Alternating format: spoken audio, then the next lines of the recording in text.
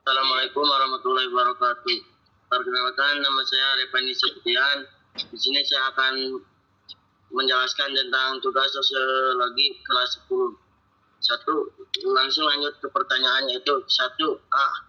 Apa yang dimaksud dengan empiris? Jawaban, dalam penelitian istilah, empiris merujuk pada pendekatan yang menekankan pada pengumpulan data berdasarkan pengalaman langsung, observasi, dan fakta konkret. Secara umum, pendekatan empiris digunakan untuk membangun pengetahuan yang dapat diuji kebenarannya melalui metode ilmiah. Contohnya, bukti empiris adalah berasal dari penemuan, percobaan, dan pengamatan. B. Apa yang dimaksud dengan teoritis? Jawaban, istilah teoritis dapat digunakan untuk menjelaskan sesuatu yang diramalkan oleh suatu teori namun belum pernah terpengamatan. Sebagai contoh, sampai dengan akhir-akhir ini, lubang hitam dikategorikan sebagai teoritis karena diramalkan menurut teori realitas umum tetapi belum pernah teramati di alam. C. Apa yang dimaksud dengan kumulatif? Jawaban, pengertian kumulatif pada suatu konsep atau informasi yang mengakumulasi atau bertambah seiring waktu atau dalam rangkaian tertentu. Istilah kumulatif berasal dari kata dasar kumulasi yang berarti penumpukan atau akumulasi sesuatu secara bertahap atau terus-menerus. Contoh, pertumbuhannya penduduk. D. Apa yang dimaksud dengan non-etis dan contohnya? Jawaban, non-etis memiliki pengertian sebagai ilmu yang tidak memandang suatu fakta dari baik atau buruknya, tetapi memandang secara objektif. Konstruksi sebagai ilmu yang objektif dan netral ilmiah. Dan netral inilah yang perlu mengalami reinterpretasi, yaitu analisis terhadap penduduk yang tidak patuh protokol kesehatan ketika masa itu, yaitu COVID-19 melanda Indonesia. Sumber ini saya kutip dari hasil Wikipedia. Oke, Terima kasih. Assalamualaikum warahmatullahi wabarakatuh. Waalaikumsalam warahmatullahi wabarakatuh. Oke, terima kasih dari pembahasan Mang Epan ya. Nah, oke, ini dikutip dari Wikipedia ya. Oke, sebagai sarana informasi tambahannya. Oke, nggak apa-apa ya. Nah, Om Bom ingin bertanya nih. Kita ulas nih pertanyaan yang nomor 1. Nah, nih, kata kunci dari empiris nih, Mang Epan. Seperti apa nih kata kunci dari empiris? Yaitu pendekatan yang menekankan pada pengumpulan data berdasarkan pengalaman langsung atau kenyataan. Oke, kenyataan ya, pengalaman langsung, observasi, dan fakta konkret. Nah, di sini Om Bom jadi ingin bertanya nih, fakta konkret itu seperti apa nih, Mang Epan? Fakta konkret sesuatu yang itu sesuatu yang telah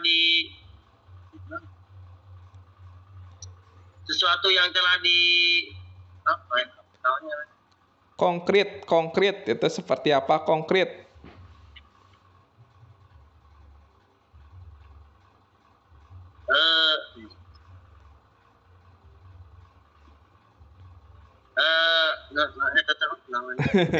Ya, nggak apa-apa. Jadi fakta konkret itu wujud yang nyata, wujud yang seluruhnya gitu ya. Jadi kata kuncinya tadi kalau empiris, jadi berdasarkan pengalaman langsung, observasi, fakta konkret. Jadi tidak spekulasi, jadi fakta secara menyeluruh gitu ya. Oke, nggak apa-apa, Mang Epan, bagus. Nah, di sini contohnya tuh bukti empiris adalah berasal dari penemuan, percobaan, dan pengamatan. Nah, kira-kira penemuan apa nih yang Mang Epan tahu, atau percobaan atau pengamatan seperti apa yang Mang Epan tahu nih kira-kira dalam kehidupan sehari-hari di pesantren, atau seperti apa nih Mang Epan? Penemuan fosil, Om. Ya, penemuan fosil seperti apa tuh Mang Epan? Itu teh tulang hewan-hewan terkubur dalam tanah selama ratusan tahun, sehingga ketika ditemukan oleh para ahli itu dinamakan fosil. Oke, oke. Dan dilalui dan dan dan dilalui dengan pengamatan. Oke, dan dilalui dengan pengamatan. Oke. Itu ya. Nah, oke, kita langsung ke pertanyaan yang kedua nih mengenai teoritis. Nah, teoritis. Nah, kata kunci dari teoritis apa nih, Mang Epan?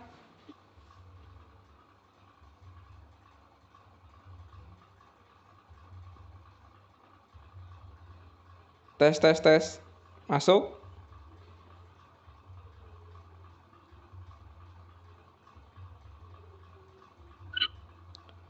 Tes, tes, tes. Ada sinyalnya, Mang Epan? Ada Om. Oh, ada. Oke, oke, ada nih, kedengeran. Jadi kata kunci mengenai teoritis itu apa, Mang Epan? Yaitu sesuatu yang diramalkan oleh suatu teori namun belum pernah terpengamatan. Oke, ini ya. Jadi belum pernah terpengamatan. Jadi bisa dikatakan gagasannya, idenya itu kumpulan dari teoritis ya. Nah, kira-kira, nah selain contoh lubang hitam, kan ada lagi nggak contoh yang lain menurut pendapat sosiologi atau tokoh sosiologi, ada nggak kira-kira, Mang Epan? Ada Om. Ya, seperti apa, Mang Epan?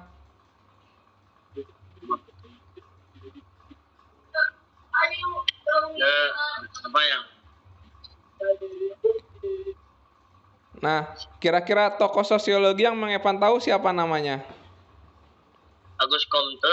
Nah, Auguste Comte tentang apa? Teorinya tentang apa? Masih ingat? Lupa Om. Pak, oke, nggak apa-apa, nanti dibaca lagi ya. Oke, bagus. Jadi tokoh yang dikenal dengan Bapak Sosiologi Dunia itu Auguste Comte. Teorinya itu di dalamnya bisa teori teologi, metafisik, sama positif ya. Sosiologi positif nanti Mang Epan, nanti minggu depan kita boleh bahas ya. Oke, yang C, kumulatif Mang Epan. Nah, kira-kira arti dari kumulatif itu apa, Mang Epan? Itu bertambah mengumpulkan secara bertahap atau secara sedikit-sedikit. Ya.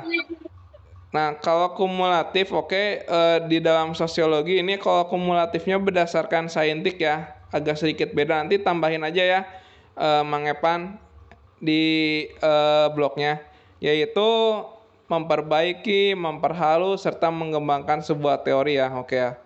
Nanti kalau contohnya udah betul ya, jadi contohnya itu pertumbuhan penduduk, misalkan berdasarkan teori B.F. Skinner. Jadi intinya kalau sosiologi itu berhubungan sama teori ya, Mang Epan ya.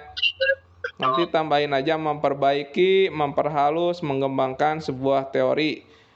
Atau juga tidak mempersalahkan teori, itu arti dari kumulatif ya. Contohnya misalkan pertumbuhan penduduk berdasarkan psikososial B.F. Skinner gitu ya. Oke. Nah, sedangkan kalau yang non etis seperti apa, Mang Epan? Ya Om. Yang non etis, kata kunci dari non etis? Itu sebagai ilmu yang tidak memandang suatu fakta dari baik atau buruknya, tetapi memandangnya secara objektif. Oke, itu ya. Jadi tidak memandang ya. Oke, udah betul, ini betul ya. Nah, di sini contohnya analisis terhadap penduduk yang tidak patuh. Nah, kira-kira kalau yang tahun kemarin kan waktu Mang Epan, waktu 2019 ada yang nggak patuh sama protokol COVID. Kira-kira itu diapain, Mang Epan? Di berita gitu. Ya Om, diviralkan. Di seperti apa kan? Diviralkan. Oh, diviralkan, dihukum ya, hukum sanksi sosial gitu ya. Atau ada lagi Mang Epan contoh lain, kira-kira contoh dari non etis ada? Itu Om. Apa kira-kira contoh dari non etis, Mang Epan? Koruptor termasuk apa bukan Om? Gimana? Koruptor seperti apa? Koruptor negara. Ya, koruptor negara seperti apa? Kira-kira Mang Epan? Itu mengambil hak uang rakyat dan umat. Ya, nah, misalkan koruptor mengambil uang rakyat gitu kan, mengambil uang rakyat dan umat, itu seharusnya dihukum apa, Mang Epan? Seharusnya dihukum itu Om, dipenjarakan. Ya, bukan dipenjarakan lagi ya, seharusnya dihukum mati ya. Soalnya kalau misalkan korupsinya triliunan atau misalkan miliaran, itu harus dihukuman mati ya gitu ya. Soalnya uangnya itu bisa digunakan sebagai sarana pendidikan, sarana kesehatan gitu ya. Tetapi tadi saya lagi kira-kira sebagai sosiolog itu tidak menilai baik atau buruknya Kak. Kita lihat penyebabnya seperti apa kira-kira. Kalau misalkan koruptor itu sampai mengambil uang korupsi banyak gitu kan, mengambil harta orang lain gitu kan, kira-kira penyebabnya apa? Apakah serakah gitu kan, ataukah tidak mengingat agama gitu ya, tidak ingat tentang neraka gitu ya. Oke, cukup ya Mang Epan. Coba kita langsung ke blog berikutnya ya, kesimpulan dan masalah ini. Polemik apa nasab Ba Al-Wali itu seperti apa Mang Epan? Boleh dibaca aja. Boleh dipresentasikan sekarang. Eh, Kesimpulan dari masalah polemik Nasab Balawi itu mengenai masalahnya. Kesimpulan daripada YouTube tentang masalah polemik Nasab Balawi yaitu seorang Kiai Haji Imaduddin yang dimana beliau ketika 2018 sudah mengisbat kitab Alawi. Sebelum penelitian pada tahun 2018 bahwasanya beliau tidak memiliki rasa benci terhadap para habaib, maka beliau memaafkannya. Kalau tidak memaafkannya maka itu berasal dari hawa nafsu. Namun ketika beliau meneliti, ada kesimpulan yang lain beliau dapatkan, maka beliau wajib menyampaikannya.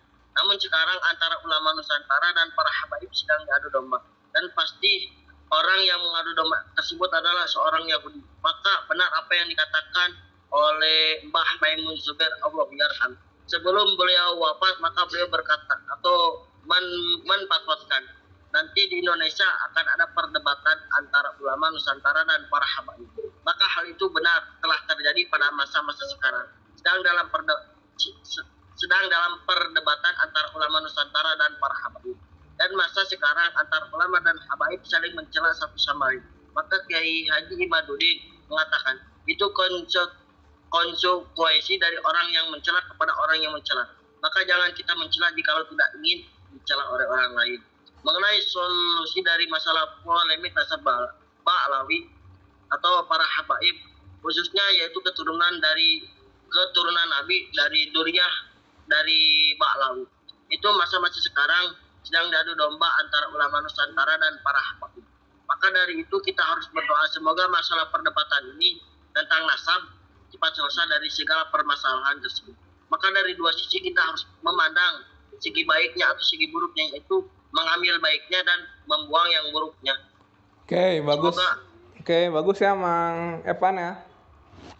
Mengenai kasus para habaib ya. Nah, sebenarnya sikap kita sebagai ibaratnya sebagai kaum muslimin itu seperti apa nih kira-kira Mang Epan terhadap para habaib itu?